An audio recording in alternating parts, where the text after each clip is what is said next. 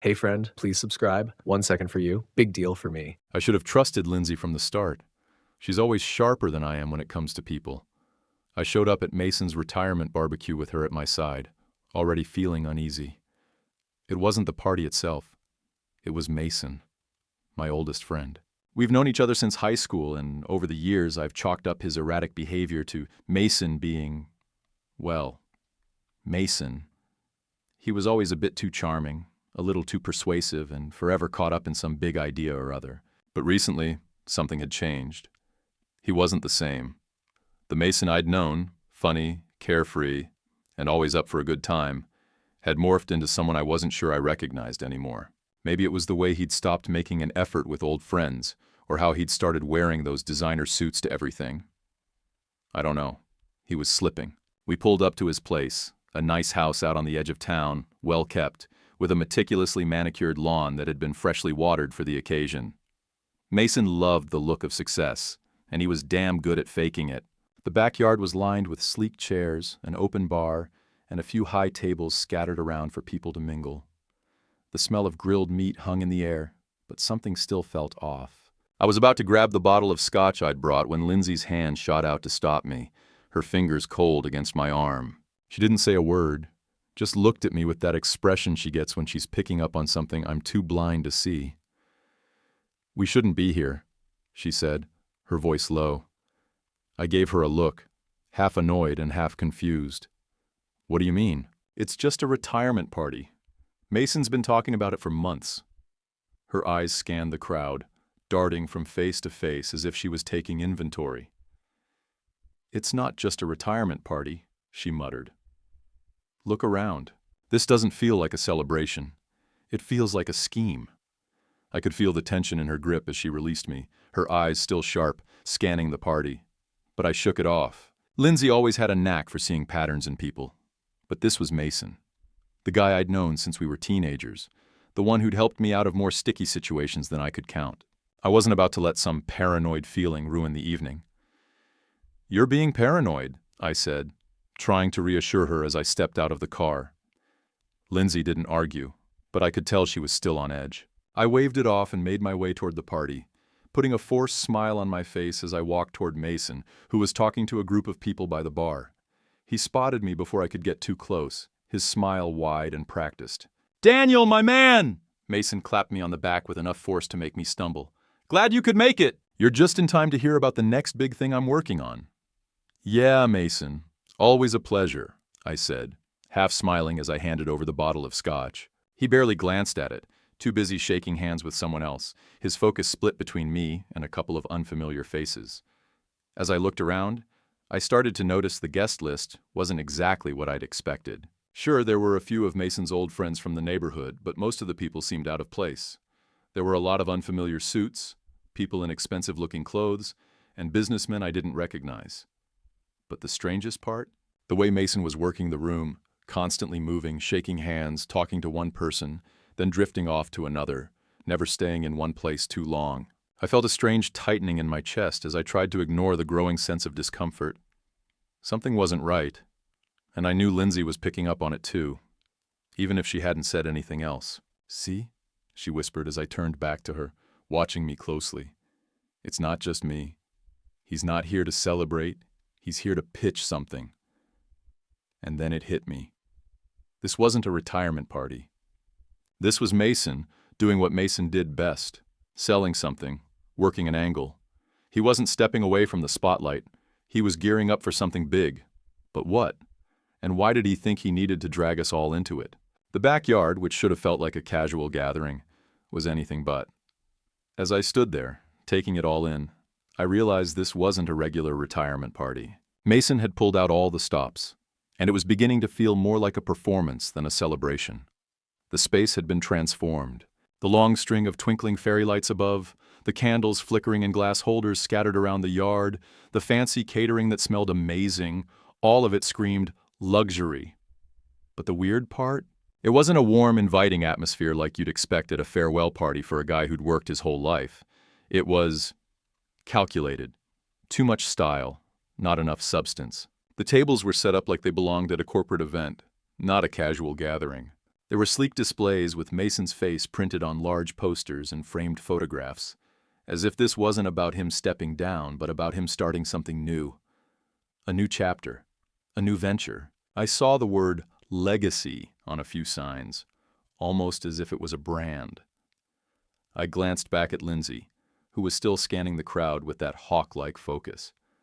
She hadn't let her guard down, and I could tell she was seeing the same thing I was. Mason wasn't retiring. He was gearing up to launch something. This wasn't a party. It was a launch event.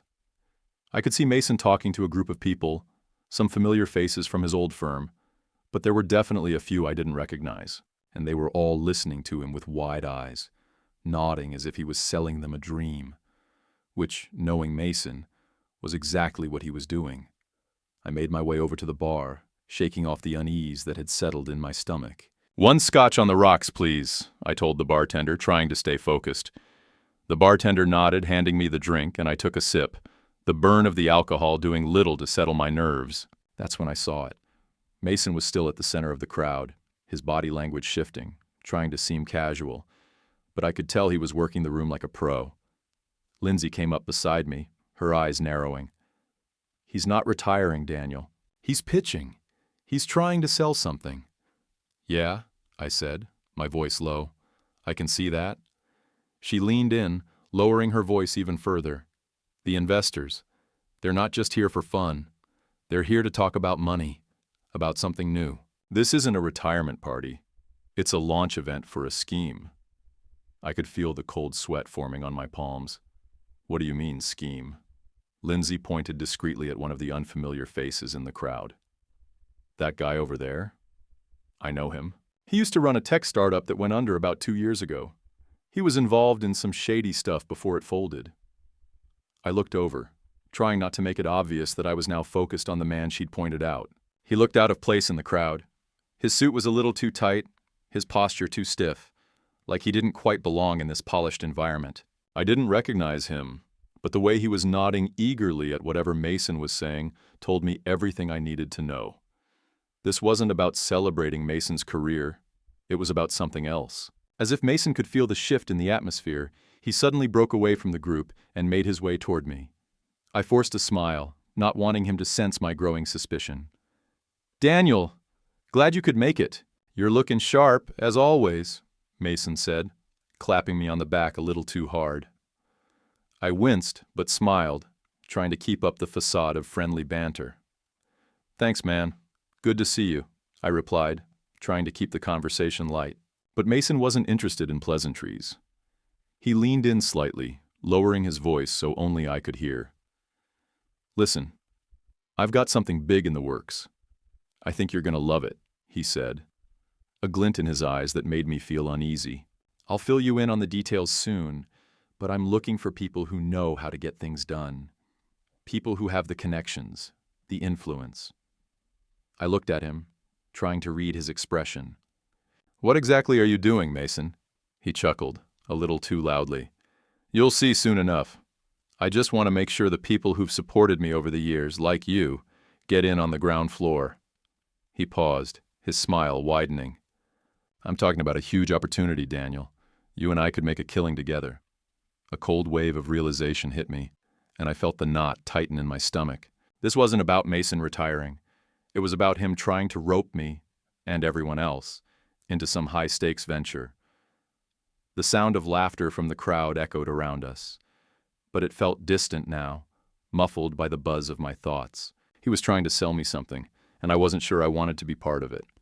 Before I could respond, Mason clapped me on the shoulder again, a little too hard. "I'll fill you in later, buddy. I've got to keep work in the room. You enjoy the party, all right?" I watched him walk off, weaving through the crowd, his charm in full force, as if he had no idea what was going through my mind. Lindsay was still by the bar, her expression tight. She gave me a look that said everything without saying a word. "This isn't a retirement party," she said again. "He's working the room for something much bigger than a farewell." I nodded, feeling the weight of the situation settle on my chest. This wasn't just Mason being Mason anymore. This was something else, and I was about to get pulled right into it. The crowd buzzed around me, but I couldn't shake the feeling that something was seriously off.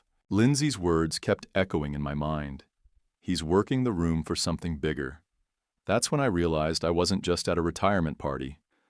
I was at a high-stakes sales pitch. I excused myself from the bar and found a quiet corner, hoping to clear my head. The distant sound of laughter and clinking glasses didn't help. My eyes kept drifting toward Mason, who was still working the crowd, moving from one conversation to another with that effortless charm of his. It was like he was a different person now, slicker, more polished, nothing like the old guy I used to know. That's when I made up my mind. I had to talk to him. I needed to know what was really going on here. There was too much at stake for me to just brush off my instincts. I spotted Mason near the grill, talking to a few guys I didn't recognize. I took a deep breath, steeling myself, and walked over, making sure my approach wasn't too obvious. When he saw me, his face lit up, and he greeted me with his usual smile. "Daniel, there you are. Glad you came by. You having a good time?" His voice was too upbeat, like he was trying to cover something up. "Yeah, it's great," I said, trying to sound casual. "But, Mason, can we talk for a sec?" He raised an eyebrow but nodded, excusing himself from the group and leading me a little further from the crowd. We found a quiet spot at the edge of the yard, near a few trees that offered some privacy. "What's up, buddy?" Mason asked, his tone friendly but guarded. I could tell he wasn't expecting anything serious. I looked at him, my expression calm but serious. "What's going on here, Mason? This party, these people, it's not what I thought it was." He laughed, a little too loud, and gave me a playful punch on the arm. "Relax, man. It's just a celebration. A lot of my old colleagues are here, you know. Some of them are investors, some are old clients. Everyone's just here to have a good time." I nodded slowly, but his words didn't sit right. "Investors? You mean from your old financial firm?" I pressed, my voice lower now. Mason's smile faltered for a fraction of a second, and that was enough to send a chill down my spine. He quickly recovered, though, and shrugged. "Yeah, you know. Some of the guys I've worked with in the past. It's all part of the next chapter, Daniel. You know how it is." I didn't know how it was, and that's what worried me. "I'm not talking about that," I said, my voice dropping an octave. "I'm talking about why you're throwing a party for a retirement and acting like you're about to launch a new venture. You're not stepping down, are you, Mason? You're starting something new." He shifted uncomfortably, but tried to cover it with a laugh. "What are you talking about, man? Look, I'm not retiring from the game. I'm just taking it to the next level, you know? I've been in this business for years, Daniel. It's time to shift gears." I could feel the unease rising in my chest. Something was wrong. This wasn't just a casual next step in a long career. This felt like a desperate pivot, like Mason was trying to get me involved in something I wasn't sure I wanted to be a part of. "What exactly are you shifting to?" I asked, my eyes narrowing. "This doesn't feel like just another venture. You've got something bigger going on here, Mason, and I need to know what it is." His face hardened for a split second, and in that moment, I knew I'd touched a nerve. "You're overthinking this, Daniel," he said quickly, his voice more clipped now. "This is about opportunity. You've always been good at seeing that. It's about growth, connections, expanding. I'm not asking you to understand everything right now, but trust me. This is a big thing." I stood there, my mind racing. Trust him? After everything I'd seen tonight? After the way he'd brushed off my questions like they didn't matter? I wasn't sure I could trust him anymore. "Mason," I said, my voice steady now. "You've been my friend for a long time, but something doesn't sit right with me tonight. And I need you to be straight with me. What exactly is this opportunity you're trying to sell me?" Mason's eyes flickered for a moment, just a brief moment, but it was enough. I could tell now, this wasn't just about networking. He was using me. "I'm not selling anything," he said finally, his voice lower, more serious now. "It's not that simple." I took a deep breath, trying to stay calm. "Then what is it? Because it doesn't feel like a retirement party. It feels like you're fishing for something, Mason. And I'm not sure I want to be the bait." For the first time in years, I saw a flash of the Mason I used to know. Defensive, protective, not wanting to admit the truth. He shifted uncomfortably. and his gaze darted toward the group of people still mingling near the bar. The tension between us thickened. "You'll understand in time," he said finally. "Trust me, Daniel. I'm doing what's best for everyone, okay?" But the more he spoke, the less convincing he became. There was a shift in the air now, something heavy, something I couldn't quite explain, but I felt it deep in my gut. I wasn't sure what he was planning, but I didn't want to be part of it. "I think I'm done here, Mason," I said, my voice firm. "You've got your thing, and I've got mine. I just wanted to make sure you weren't going down some dangerous road. But I've got a bad feeling about this. A feeling you're not telling me everything." He looked at me, his expression unreadable for a moment. And then he smiled. Small, tight, and forced. "Don't be so paranoid," he said, but the words sounded empty. "Enjoy the party, Daniel. We'll talk later." I nodded, but the unease didn't leave me. If anything, it only grew. As I walked away, I looked over my shoulder at Mason, watching him charm another guest, his smile wide and practiced. The tension in my chest only tightened. He wasn't just hiding something, he was planning something, and I wasn't sure if I was ready to find out what it was. I barely slept that night. My mind kept racing with everything I'd learned, or rather, what Mason hadn't told me.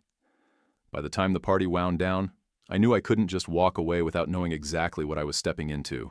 But Mason had given me nothing but half-truths and vague promises. It didn't sit right. Lindsay and I left the party not long after my confrontation with Mason. She was quieter than usual, her sharp gaze flicking over her shoulder as we walked to the car. I could tell she was still on edge. I climbed into the driver's seat, but before I could even turn the key, Lindsay finally spoke. "You know he's not retiring, right?" she asked, her voice low and steady. "I know," I said, rubbing a hand over my face. "I tried asking him, but he dodged everything. It feels like he's keeping something from me. I mean, this whole thing. It wasn't even a retirement party. It was like a sales pitch disguised as a celebration." She nodded, her eyes glued to the dashboard. "That's exactly it. And I don't think it's just us he's trying to pull into whatever this is. I think you're part of his game." I clenched the steering wheel, frustration mounting. I don't get it. Why would he drag me into this? Why does he need me now? Lindsay's eyes flashed with something sharper than concern. "Because he knows you. You're loyal. You've been there for him since high school. And more than that, you're successful. People trust you. He knows you can make connections, pull strings, help people believe in whatever he's selling." I let out a frustrated sigh.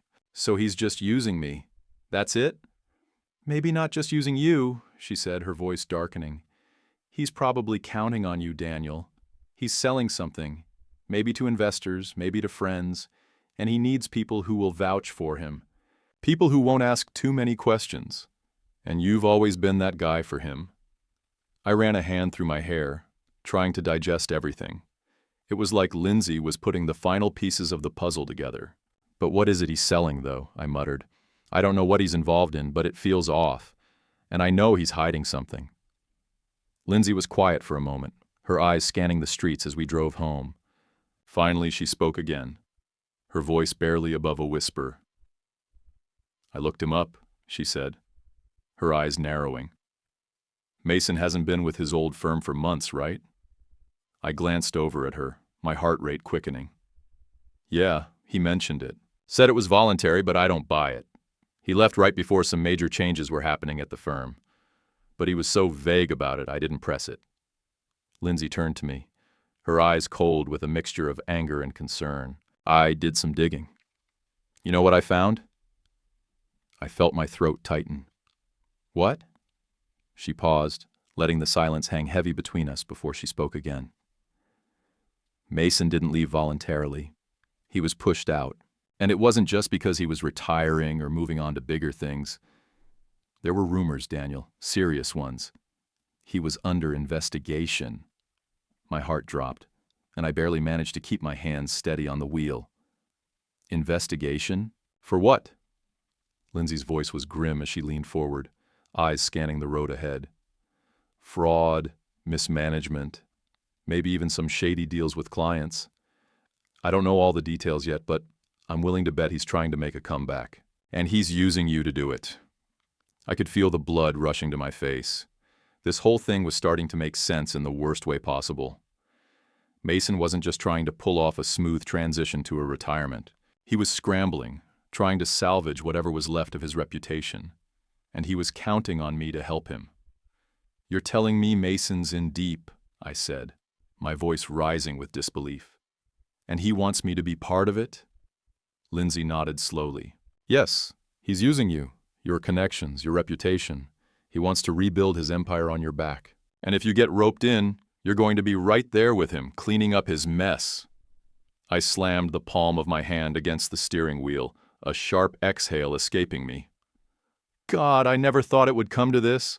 I've known Mason forever. He's been a friend, but now it feels like I don't even know who he is anymore. Lindsay placed a hand gently on my arm, her fingers cool against my skin. "You need to decide, Daniel. Do you want to be part of whatever scheme he's running, or are you going to walk away?" I looked over at her, my mind spinning. For years, I'd seen Mason as the guy I could always count on, the one who'd been there when things got tough. But now, it felt like I was looking at a stranger, someone who was only interested in what I could do for him. "I don't know if I can just walk away," I said, my voice heavy with doubt. "We've been friends too long, but I can't ignore what's right in front of me. I can't let him drag me into this." Lindsay gave a small nod. "I know it's hard, but Mason's no longer the guy you used to know. And if you don't put your foot down now, you might find yourself stuck in something you can't get out of." I sighed, rubbing my eyes. "You're right. I've got to talk to him. I've got to make it clear that I'm not going down this road with him." Lindsay gave me a small, encouraging smile.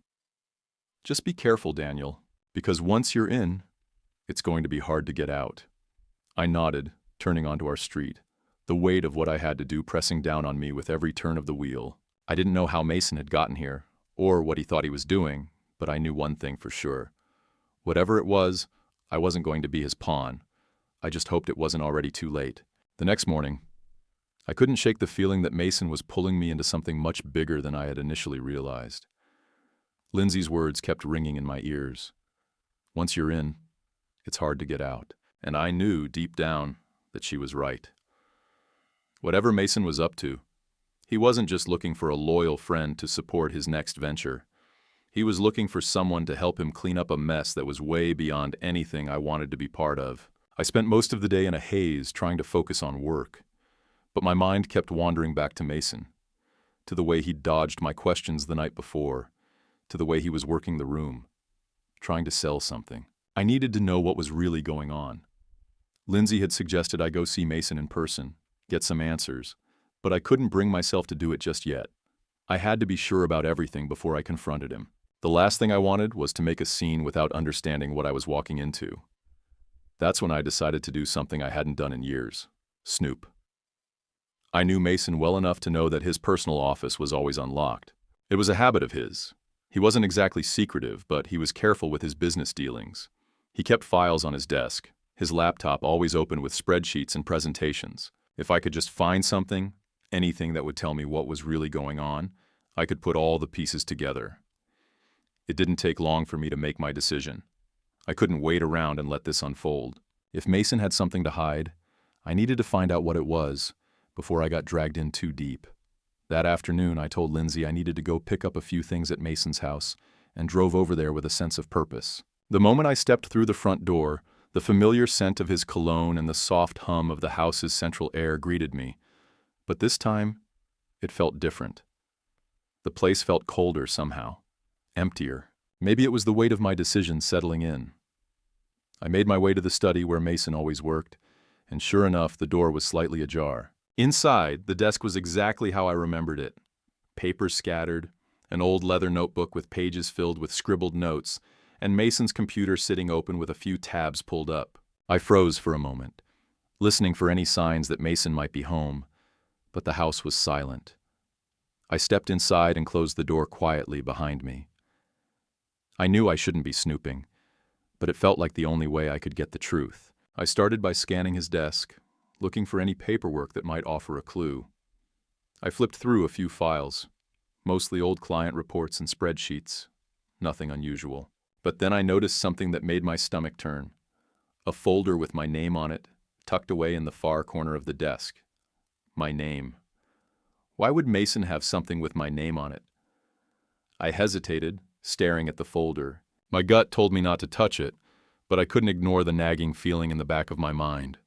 Slowly, I pulled it out and opened it. Inside, there was a collection of papers, notes, email printouts, and even what looked like a pitch deck. I skimmed through the pages, the anxiety in my chest tightening as I realized what I was looking at. Mason had written about me, about us, about his plans.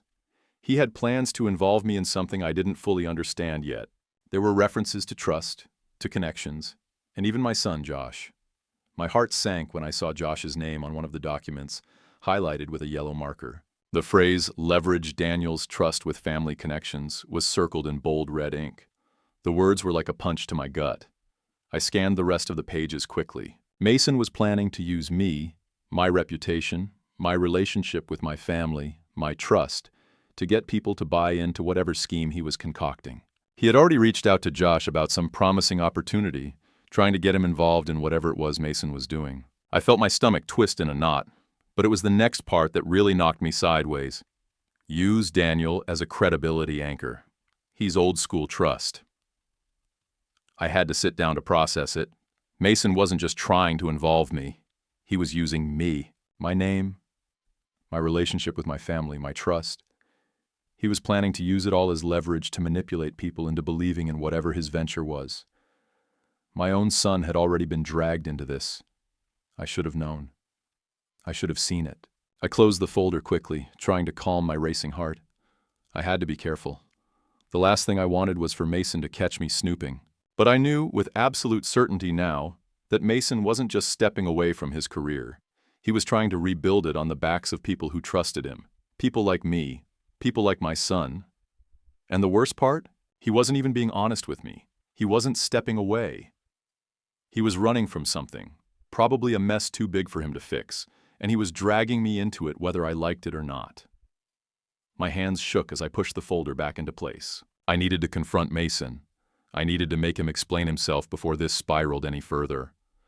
I stood up, taking one last look around the office, the weight of the truth crashing down on me. Mason had been hiding in plain sight, and now it was time for me to stand up for myself. This was no longer about friendship. This was about protecting my family and my future from whatever Mason had planned. I left the room quickly, my thoughts a whirlwind, and headed for the door. As I turned the handle, my phone buzzed in my pocket. I pulled it out, heart pounding. It was a message from Lindsay. "Mason's already reached out to Josh about the opportunity. We need to talk. Now." My chest tightened. It was time to confront Mason, and fast. I didn't waste any time. The moment I left Mason's house, I got in my car and drove straight to the diner where I knew Mason would be willing to meet. It was a small, no-frills place he liked to frequent for lunch. The kind of spot that felt like it belonged to a different time, with faded booths and cracked vinyl seats. But it was private, quiet, and, at least when it came to Mason, it felt neutral enough to have a conversation without the noise of distractions. I texted him as I pulled into the parking lot. "We need to talk. Meet me at the diner, just you and me." He didn't respond right away, but by the time I walked in, he was already seated at one of the back booths, sipping a cup of coffee. He didn't look up as I approached. He never did. It was almost as if he wanted to keep his distance, just enough to maintain some sense of control. "Daniel," he said, his voice warm, but with that practiced tone that always made everything sound rehearsed. "Glad you could make it. I was wondering when we'd finally get a chance to chat." I slid into the booth across from him, my stomach tight with the need for answers. "Cut the small talk, Mason. We need to talk about what's really going on here." His smile didn't falter, but I could see a flicker of something in his eyes, a brief moment of uncertainty, but it passed quickly, replaced by that confident mask he always wore. "What do you mean?" "Everything's fine. We're just catching up. You know I've always been up front with you." I didn't buy it. Not for a second. "I found the folder," I said, my voice flat, cutting through the noise like a knife. "The one with my name on it." "The one with all your plans." His eyes widened for the briefest moment, but he quickly masked it with a chuckle. Come on, Daniel. You're overthinking things. It's just some paperwork, old notes, nothing serious. I shook my head, cutting him off. No, Mason. You're not getting away with that. You've been using me. You've been planning to use my name, my connections, even my son, my family, to sell whatever this opportunity is. He leaned back in the booth, putting on an exaggerated look of innocence, but his eyes were hard, calculating. Daniel, you're getting all worked up over nothing. It's just business. Everyone's looking for ways to grow, and I thought you'd understand. I felt a knot twist in my stomach. He wasn't even sorry. He wasn't even acknowledging the betrayal. This wasn't just about business. This was personal. And Mason wasn't looking out for me. He was looking out for himself, using my trust and loyalty as a stepping stone. Just business? You think that's all this is? I bit back the anger rising in my chest. You've been using me for years, Mason, and now you're trying to drag my family into it. I'm done playing your games. He leaned in slightly, as if he was trying to convince me, his voice dropping to a more serious tone. You've always been loyal to me, Daniel. That's why I'm talking to you first. I need your help, man. You've got the connections. You know people. This is big. Bigger than anything we've ever done before. I don't care about your big plans, I snapped. I care about trust, Mason. And right now, I don't trust you. I trusted you with everything. With my family, with my reputation, and you've been using that like some kind of leverage. His face hardened, the charm slipping for just a second. You don't get it. This is bigger than you, bigger than me. This is about legacy, about building something that lasts. And you're just too caught up in your own feelings to see it. I stood up, the table between us suddenly feeling like an insurmountable distance. My blood was boiling, and I could feel my hands shaking. I don't want anything to do with this, I said, my voice low but firm. And if you don't come clean about what you've been doing, if you don't stop dragging me and my family into your mess, I'll make sure everyone knows exactly what you've been up to. Mason's eyes flashed with a mix of anger and desperation, but I wasn't backing down. This was no longer about our friendship. It was about me and the people I loved. You think you can just walk away from this? Mason said, his voice rising. You've always been a part of it, Daniel. You're in this whether you like it or not. I shook my head, the finality of my decision settling over me like a weight. Not anymore. I'm done. And if you try to drag me back in, I'll make sure everyone knows what you've been hiding. I turned and started to walk out, but I heard him call after me. Then you're no better than the rest of them, Mason spat. You think you're better than me?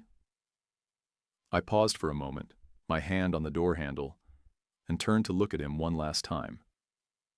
No, Mason. I don't think I'm better than you, but I am done with your lies. I'm done being your fool. I walked out of the diner, leaving Mason behind, still sitting there in his booth, the silence between us louder than any argument could ever be. As I stepped outside, I pulled out my phone and called Lindsay. I didn't have all the answers yet, but I knew I had made the right choice. Mason might have thought he could control me, but he was wrong. It was over, and I wasn't looking back. The silence was deafening. After I walked out of that diner, I thought I'd feel a sense of relief, like I'd done the right thing. But the weight of what I'd just done, cutting ties with Mason, the guy I'd known since high school, hit me harder than I expected. My hands were still shaking as I gripped the steering wheel, my mind racing with everything I'd just said, everything I'd just done. I'd made my decision, though. Mason had crossed the line, and I wasn't going to let him drag me into whatever he was trying to pull off. But even as I drove home, part of me wondered if I'd done enough. Would Mason take me seriously? Or would he retaliate, use my own family against me like he had done for years? I didn't have to wait long to find out. By the time I pulled into the driveway, my phone was blowing up. I had 5 missed calls, 3 from Mason, 2 from Lindsay. I ignored Mason's calls for now, but I picked up when Lindsay's name flashed across the screen. Hey, I said, my voice tight. It's done. I talked to him. Are you okay? Lindsay asked, her voice soft but worried. Yeah, I sighed, rubbing my eyes. I'm done with him. I told him I wasn't going to be part of his scheme anymore. I'm not dragging my family into it. There was a long pause on the other end of the line before Lindsay spoke again, her tone serious. I'm proud of you, Daniel. But you know he's not going to let this go. He's not just going to walk away quietly. I know, I muttered. I just had to make it clear that I'm done. But I'm still not sure if he's going to take me seriously. Lindsay exhaled sharply. You need to be prepared. He's already reached out to Josh. And if Mason's been making promises to him, we both know Josh isn't going to back down easily. That was like a punch to the gut. The thought of Mason getting to Josh made my blood run cold. My son, my flesh and blood, was already being pulled into this mess, and I had no idea how deep Mason's influence really went. Shit, I muttered, slamming my fist on the dashboard. I have to make sure Josh doesn't get sucked in. You will, Lindsay said. But you need to talk to him, Daniel. You need to make sure he understands what's going on. I rubbed my face, trying to gather my thoughts. I'll talk to him. I'll make sure he knows that Mason's playing him, but he's still a kid, Lindsay. I don't know how to make him see that.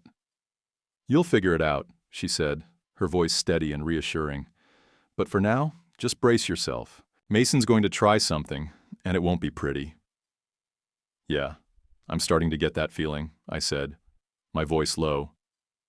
I looked down at my phone, then back at the house. I couldn't shake the feeling that I'd just made a move on a chessboard, and Mason was already planning his next attack. I hung up with Lindsay, but the moment I did, my phone buzzed again. I didn't even need to look at the screen to know who it was. Mason. I let it go to voicemail. I had enough of his calls. I wasn't playing his game anymore.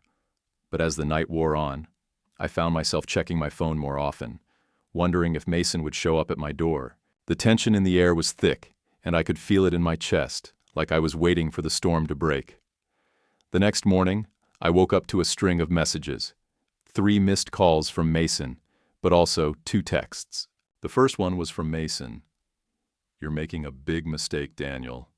This isn't just about you. It's about all of us. I thought we were on the same team. Don't be stupid. The second one was from my son, Josh. Hey, Dad. Mason's been talking to me about this opportunity. He says it's something big, something I shouldn't pass up. I think I need to meet with him. Can we talk? My heart sank. I read Josh's message 3 times before responding. I couldn't let Mason manipulate him. I couldn't let my son fall into the same trap I'd almost walked into. Josh, please don't meet with him. Trust me. Mason's not the person you think he is. I'll explain everything. Just give me a chance to talk to you first. It felt like a lifetime before Josh responded. Okay, I'll wait to hear you out. But I still think I need to hear Mason out too. I trust him, Dad. He's been there for me.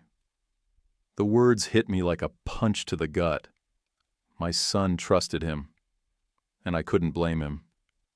Mason had always been the charismatic, charming older guy who showed up with promises and big ideas. But now, I knew what kind of person Mason was, and I wasn't going to let him destroy my son's future too. I texted Josh again, more urgently this time. You have to trust me on this. Mason's not who you think he is. Please, Josh. This isn't about business. This is about him using you and me to save his own skin. He's in deep, and I can't let you get dragged into it. It took another few minutes before Josh replied. Okay, Dad, let's talk. I'll meet you later today. I breathed a sigh of relief, but it didn't last long. Mason wasn't done. A few minutes later, my phone buzzed with a voicemail from Mason.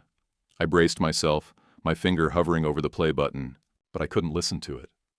Not yet. I needed to focus on Josh. I'd confront Mason later. I had a bigger battle ahead of me now, one I couldn't afford to lose. I wasn't going to let Mason tear my family apart. Not again. Not while I still had a chance to stop it. A month had passed since I'd cut ties with Mason, and things had finally started to settle down. The tension in my chest had eased, and I'd managed to put some distance between myself and the mess Mason had tried to drag me into. Josh and I had talked, really talked, and he'd come around. He'd listened eventually when I explained everything, how Mason had used me, how he was trying to pull him into a scheme I wasn't sure would even work. My son understood, and he stayed away from Mason. That was enough for me. But there was still a part of me that kept wondering when Mason would show up at my door, trying to clean up his mess, desperate to get me back on his side. I knew him well enough to know that he wouldn't just let it go. And it was in those moments of doubt, when I'd sit in silence with my thoughts, that I'd brace myself for whatever Mason was planning next. Then it came. It wasn't a knock on the door, though. It wasn't a phone call or another guilt trip text from him. No. It was a letter. I didn't even recognize the handwriting on the envelope when I pulled it from my mailbox. It was neat, formal, like it had been carefully penned. My stomach twisted as I stared at it for a moment before slowly tearing it open. The letter was short, but every word felt like a punch to the gut. I could already hear Mason's voice in my head as I read. "Daniel, you've done it now. You've ruined everything. Do you have any idea what you've cost me? Everything I've built? Everything I've worked for? It's all gone because of you. You've always resented me, haven't you? You've always thought I was too ambitious, too daring, that I never stayed in my lane. Well, guess what? I don't need you anymore. I never did. You've never had the guts to build something real, something that means something. You were always just the sidekick, the quiet one, the one who never had the courage to take risks. And now you'll die just like you lived, safe, small, forgettable. I thought I could trust you. I thought you were the one person who would have my back when things got tough. But now I see. You're just like the rest of them. You'll never understand what I'm protecting. It's not just money, Daniel. It's bigger than that. Goodbye, Mason." I sat there for a long time, the letter crumpled in my hands. The words burned as I read them over and over, and I could feel my blood starting to boil. He was still trying to turn everything around, still trying to manipulate me, even from afar. But this letter, this bitter, venomous letter, was the last straw. I didn't feel anger, though. Not the way I thought I would. I didn't feel the rage or betrayal that I expected. No. What I felt as I stared at the crumpled paper in my hands was relief. For the first time in years, I felt free. Mason had always been able to push me, guilt-trip me, manipulate me into doing things I didn't want to do. But now, I was done. And reading his words, the twisted way he'd tried to make me feel like I'd betrayed him, made me realize something. He hadn't changed. He hadn't learned a damn thing. I stood up, walked over to the fire pit in my backyard, and tossed the letter in without a second thought. I watched the flames consume it, feeling the heat on my face, as the last remnants of Mason's words turned to ash. When it was gone, so was the weight I'd been carrying around, the doubts that had lingered in the back of my mind. Lindsay stepped outside, just as I finished watching the paper burn. She raised an eyebrow when she saw what I'd done, but her expression softened when she saw the look on my face. "You okay?" she asked, her voice gentle. I nodded, exhaling slowly. "Yeah, I'm done with him." She didn't need to ask who I was talking about. "Good. You're finally free of him. We both are." I smiled, feeling the weight of her words sink in. "Yeah, I am." Lindsay walked over to me, and without saying anything, she wrapped her arms around me, pulling me into a tight hug. It felt like a kind of closure, the kind I didn't even realize I needed until that moment. The pressure, the worry, the fear of what Mason might do next. It was all gone. The air felt lighter. The world seemed a little quieter, and for the first time in a long time, I felt like I could breathe. Mason wasn't just a chapter in my life anymore. He was a lesson, one I'd learned the hard way. And as I stood there with Lindsay, her arms around me, I realized that I didn't need him. I didn't need his approval, his schemes, or his manipulation. I had everything I needed right here, and I was finally free to live my life on my own terms. When I woke up the next day, it felt like something had shifted, like the weight of the past had been lifted from my shoulders. There was no more uncertainty, no more doubt. The decision had been made, and now I was moving forward. A few days later, I received a text from Josh. It was short, but it meant everything. Hey, Dad. Thanks for everything. I get it now. I won't let him get to me. Love you. I smiled as I read it, my heart swelling with pride. Mason hadn't won. He never would. Not with my family, not with me. It was over. And for the first time, I felt like I was finally starting to rebuild. The aftermath of everything that happened with Mason was a strange kind of quiet. At first, it was unsettling, like the calm before a storm. But then, as the days stretched into weeks, I realized something. The storm had already passed, and what was left was the silence of relief. I spent the next few weeks taking stock of my life, one step at a time. There was a sense of peace that came with the absence of Mason's influence. I could feel myself unwinding, the constant tension I'd carried for years slowly dissipating. I wasn't running from anything anymore, and I wasn't trying to keep up with someone else's ambitions. I was just living, finally, on my own terms. I also found myself connecting with people I had neglected over the years. Old friends, family. It was like I was rediscovering a life that had been buried under the weight of obligations, of constantly putting others before myself. And I was okay with that. Lindsay and I spent more time together too. We took long walks, talked about things we'd forgotten to talk about, and enjoyed the quiet. I didn't need Mason's drama or his chaos to fill the space in my life. I had everything I needed right here. A month passed, then 2. The phone calls from Mason stopped. The emails and texts dwindled, and I didn't hear anything from him or his so-called business venture. His name was a distant memory now, and every day that passed, I felt like I was getting further from the person I used to be when I was tangled up in his web. One afternoon, while I was working on a case for a client, I got a message from one of Mason's old investors. It was a simple text. Hey Daniel, just wanted to let you know I pulled my money out of the venture Mason's trying to push. He hasn't been honest with any of us. Thank you for opening my eyes. It was a small victory, but it was a victory. Mason had used other people the same way he'd tried to use me, and slowly, they were waking up to the truth. The more people who pulled out, the harder it would be for Mason to salvage his scheme. It wasn't just me anymore. People were starting to see him for what he really was, a man who couldn't be trusted. I saved the message to my phone and sat back, feeling a strange sense of satisfaction. The idea that Mason was sinking under the weight of his own lies wasn't something I should have taken pleasure in, but after everything, I couldn't help it. He'd tried to drag me into something ugly, and I'd stood my ground. Now I was watching the fallout from a safe distance. As if on cue, my phone buzzed again. It was Josh. He had been quiet for a while, and I was starting to worry about him. His messages had been fewer and farther between after everything that went down with Mason. I hoped this was a sign he was doing okay. Hey Dad, just wanted to check in. Things are going well. Thanks for helping me see the truth. It's been tough, but I think I'm in a better place. Also, I got that job I applied for, starting next month. I couldn't help but smile as I read the message. Josh had always been strong, but I knew he was a little lost in the wake of all that had happened. Knowing that he was finding his way again, that he was moving forward and not looking back, was the greatest gift I could have asked for. It wasn't just Mason who had been holding me back. It had been my own fears about what might happen if I stood up for myself. But Josh, he was learning the same lesson, and in his own way, he was teaching me too.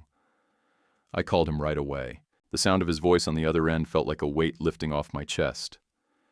Hey, Dad, Josh said, his tone lighter than it had been in weeks. What's up?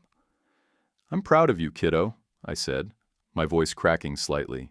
I know things have been tough, but you're doing great. I'm glad to hear you're moving forward. Josh laughed softly. Thanks, Dad. I think I'm finally getting the hang of it. I chuckled too, shaking my head. Just remember, you're stronger than you think, and you don't need anyone to tell you who you are. There was a pause, a brief moment of silence before he spoke again. I know, Dad. I'm learning that. We talked for a little while longer, catching up on the usual things, work, plans, and the future. It wasn't a perfect conversation, but it was real. And that was enough for me. For the first time in a long time, I didn't feel the need to fix everything or make everything better. Sometimes, just being there for each other was enough. As the conversation wound down, Josh's voice softened. Hey, Dad, I'm going to go grab some dinner. Let's hang out soon, okay? Maybe we can go grab a beer or something. I'd like that, I said with a smile. Let me know when. I hung up, the warmth of our conversation lingering in the air. Things weren't perfect, but they were getting better. And that was all I needed. The next day, I received an email from the law firm I'd been working with, offering me a new case. It wasn't groundbreaking, but it was solid work, and it was a step forward. Every day, I was finding a new rhythm in this life I'd built for myself. I wasn't defined by Mason or the past anymore. I was building something for me, something real. Later that evening, I stood in my kitchen, looking out the window at the darkening sky. The stars were faint, barely visible through the haze of city lights. But as I stood there, I realized something. I'm free, free of Mason, free of the lies, free of the guilt. And that's when I knew, for the first time in years, I could finally start to rebuild. Quietly, but firmly. I could create my own story from here, on my own terms. Sometimes friendship ends not with betrayal, but with the truth finally having the last word. And with that truth, I could breathe again. YouTube picked this for you. Tap it. Let's see if they guessed right.